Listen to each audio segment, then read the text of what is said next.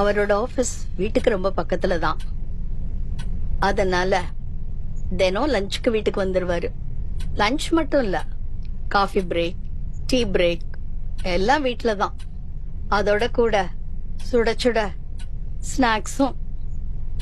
இது ஒரு நாள் 2 நாள் இல்ல, 30 வருஷத்து ரொட்டீன்.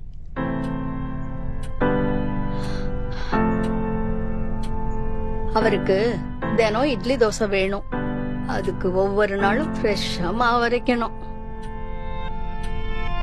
கல்யாணம் ஆன புதுசுல நானும் ரொம்ப ஆசையா தான் எல்லாம் செஞ்சேன். ஆனா என் பொண்ணு பிறந்த பிறகு என்னால தனியா சமாளிக்க முடியல. வீட்டு வேலைக்கும் ஆள் வைக்க கூடாது, ஏன்னா அவங்க சுத்தபத்தமா இருக்க மாட்டாங்களாம். ராத்திரி கண்ணை மூடினா கூட நாளைக்கு என்ன சமையல் பண்றது,